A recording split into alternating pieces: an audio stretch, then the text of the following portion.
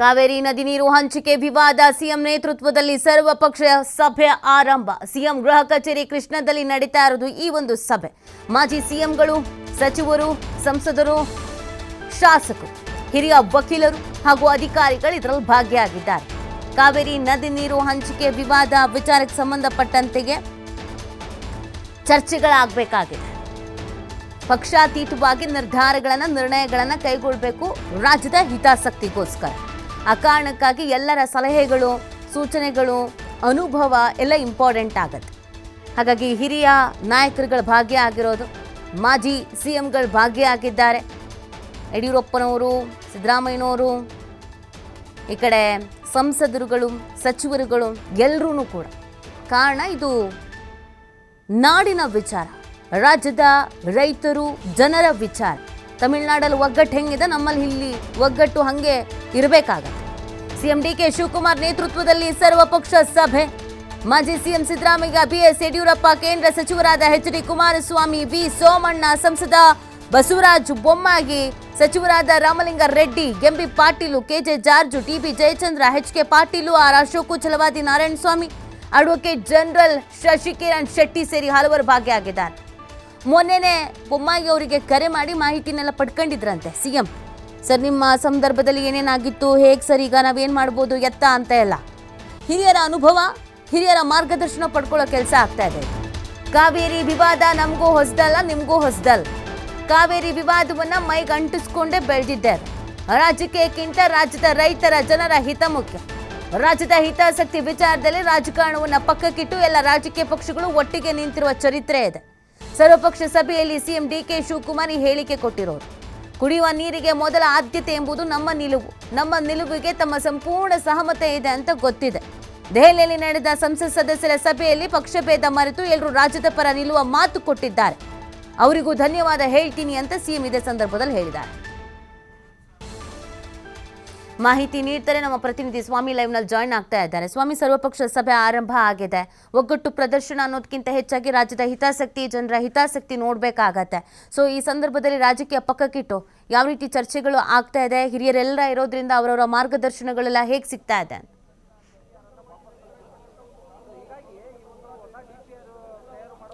ಅನಿತಿ, ಈಗಾಗಲೇ ತಮಿಳುನಾಡಿಗೆ ಕಾವೇರಿ ನದಿ ನೀರು ಬಿಡುವ ಆದೇಶಕ್ಕೆ ಸಂಬಂಧಪಟ್ಟಂತೆ ಸರ್ವಪಕ್ಷ ಸಭೆಯನ್ನು ಕರೆಯಲಾಗಿತ್ತು. ಈಗಾಗಲೇ ಸಭೆ ಕೂಡ ಶುರುವಾಗಿರುವಂಥದ್ದು.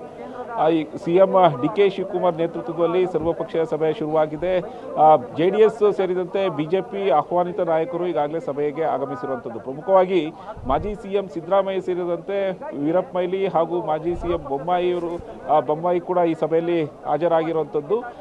ಈ ಸಭೆಯಲ್ಲಿ ಪ್ರಮುಖವಾಗಿ ಈ ಹಿಂದೆ ಅಂದರೆ ಸಭೆಗಿಂತ ಮುಂಚೆ ಸಿಎಂ ಡಿ ಕೆ ಶಿವಕುಮಾರ್ ದೆಹಲಿಗೆ ಹೋದಂಥ ಸಂದರ್ಭದಲ್ಲಿ ಅಲ್ಲಿ ಸಂಸತ್ ಸದಸ್ಯರು ಹಾಗೂ ರಾಜ್ಯ ಕೇಂದ್ರ ಸಚಿವರ ಜೊತೆ ಚರ್ಚೆಯನ್ನು ಮಾಡಿದರು. ಕಾವೇರಿ ನದಿ ವಿವಾದಕ್ಕೆ ಸಂಬಂಧಪಟ್ಟಂತೆ ಹಾಗೂ ಮೇಕೆದಾಟು ಯೋಜನೆಗೆ ಸಂಬಂಧಪಟ್ಟಂತೆ ಚರ್ಚೆ ಮಾಡಿದ್ರು.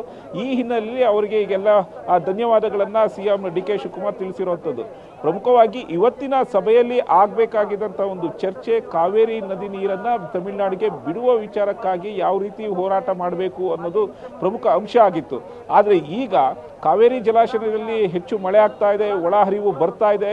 ಹೀಗಾಗಿ ತಮಿಳುನಾಡಿಗೆ ನೀರು ಬಿಡೋದಕ್ಕೆ ಸದ್ಯದ ಮಟ್ಟಿಗೆ ಯಾವುದೇ ಒಂದು ತೊಂದರೆ ಇಲ್ಲ. ಹಾಗಾಗಿ ತಮಿಳುನಾಡಿಗೆ ನೀರು ಬಿಡೋದಕ್ಕೆ ಈಗಾಗಲೇ ಮುಂದಾಗಿರುವಂಥದ್ದು. ಜೊತೆಗೆ ಒಳಹರಿವು ಜಾಸ್ತಿ ಆಗ್ತಾ ಇದೆ. ಇನ್ನೆರಡು ದಿನಗಳಲ್ಲಿ ಇನ್ನಷ್ಟು ಒಳಹರಿವು ಜಾಸ್ತಿ ಆಗ್ಬೋದು, ಮಳೆ ಆಗುವ ಸಾಧ್ಯತೆಗಳು ಕೂಡ ಹೆಚ್ಚಾಗಿದೆ ಅನ್ನೋ ಮಾಹಿತಿಯನ್ನು ಸಿಎಂ ಡಿ ಕೆ ಶಿವಕುಮಾರ್ ತರಿಸ್ಕೊಂಡಿರೋಂಥದ್ದು.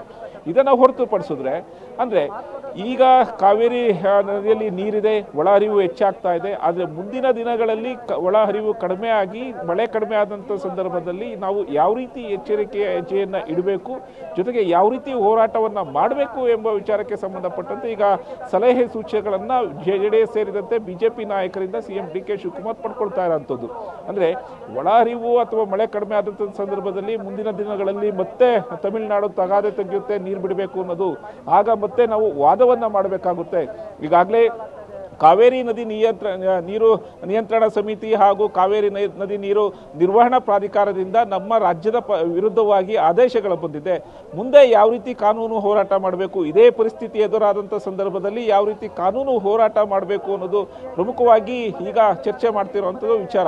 ಇದನ್ನು ಹೊರತುಪಡಿಸಿದ್ರೆ ಅಂದರೆ ಕಾವೇರಿ ನದಿ ನೀರು ತಮಿಳುನಾಡಿಗೆ ಬಿಡುವ ಆದೇಶಕ್ಕೆ ಸಂಬಂಧಪಟ್ಟಂತೆ ಕಾನೂನು ವಿಚಾರ ಹಾಗೂ ಸುಪ್ರೀಂ ಕೋರ್ಟ್ ಮೆಟ್ಟಿಲಂಥ ಸಂದರ್ಭದಲ್ಲಿ ಯಾವ ರೀತಿ ಹೋರಾಟ ಮಾಡಬೇಕು ಅನ್ನೋದು ವಿಚಾರಕ್ಕೆ ಹೊರತುಪಡಿಸಿದ್ರೆ, ಇನ್ನು ಮೇಕೆದಾಟು ಯೋಜನೆ ವಿಚಾರಕ್ಕೆ ಸಂಬಂಧಪಟ್ಟಂತೆ ಇವತ್ತು ಪ್ರಮುಖವಾದ ಚರ್ಚೆ ಕೂಡ ನಡೀತಾ ಇರುವಂಥದ್ದು. ಅಂದರೆ ಮೇಕೆದಾಟು ಯೋಜನೆಗೆ ಈಗಾಗಲೇ DPR ಸಿದ್ಧವಾಗಿದೆ. ಜೊತೆಗೆ ಇದನ್ನು ಪರಿಷ್ಕರಣೆ ಮಾಡಬೇಕು ಅಂತ ಕೇಂದ್ರ ಜಲ ಆಯೋಗ ಈಗಾಗಲೇ ಒಂದು ಸಲಹೆಯನ್ನು ನೀಡಿದೆ, ಆದೇಶವನ್ನು ಕೊಟ್ಟಿದೆ. ಇದಕ್ಕೆ ಸಂಬಂಧಪಟ್ಟಂತೆ ನಮ್ಮ ರಾಜ್ಯ ನಾಯಕರು ಹಾಗೂ ಕೇಂದ್ರ ಸಚಿವರು ಯಾವ ರೀತಿ ಒಂದು ಹೋರಾಟ ಮಾಡಬೇಕು, ಕೇಂದ್ರ ಸರ್ಕಾರದ ಮೇಲೆ ಯಾವ ರೀತಿ ಒಂದು ಒತ್ತಡ ತರಬೇಕು ಅನ್ನೋದಕ್ಕೆ ಪ್ರಮುಖವಾಗಿ ಇವತ್ತಿನ ಸಭೆಯಲ್ಲಿ ಚರ್ಚೆ ಆಗ್ತಾ ಇರುವಂಥ ವಿಚಾರ. ಅಂದರೆ ಈಗಾಗಲೇ ಕೇಂದ್ರ ಸಚಿವರು, ಸಂಸತ್ ಸದಸ್ಯರು ಕೇಂದ್ರ ನೀರಾವರಿ ಸಚಿವರನ್ನು ಭೇಟಿಯಾದಂಥ ಸಂದರ್ಭದಲ್ಲಿ ರಾಜ್ಯದ ವಾಸ್ತವಿಕತೆಯನ್ನು ಮುಂದಿಡೋದಕ್ಕೆ, ಅವರ ಮೇಲೆ ಒತ್ತಡವನ್ನು ಹಾಕೋದಕ್ಕೆ ಎಲ್ಲ ಕೇಂದ್ರ ಸಚಿವರು ಹಾಗೂ ರಾಜ್ಯದಿಂದ ಆಯ್ಕೆಯಾಗಿರುವಂಥ ಸಂಸತ್ ಸದಸ್ಯರು ಒತ್ತಡವನ್ನು ಹಾಕಲು ಪ್ರಯತ್ನ ಪಟ್ಟಿರುವಂಥದ್ದು. ಹಾಗೆ ಇದೇ ವಿಚಾರದಲ್ಲಿ ಮೇಕೆದಾಟು ಯೋಜನೆಗೂ ಸಂಬಂಧಪಟ್ಟಂತೆ ಇದೇ ರೀತಿ ಒತ್ತಡ ಹಾಕಬೇಕು ಅನ್ನೋದು ಕೂಡ ಈಗ ರಾಜ್ಯ ಸರ್ಕಾರದ ಮನವಿ. ಯಾಕೆಂದರೆ ಪಕ್ಷ ಭೇದ ಮರೆತು ಹಾಗೂ ರಾಜ್ಯದ ಹಿತಾಸಕ್ತಿಯಿಂದ ಎಲ್ಲರೂ ಒಗ್ಗೂಡಬೇಕು ಅನ್ನೋದು ಕೂಡ CM DK ಶಿವಕುಮಾರ್ ಮನವಿ ಮಾಡಿಕೊಂಡಿದ್ರು.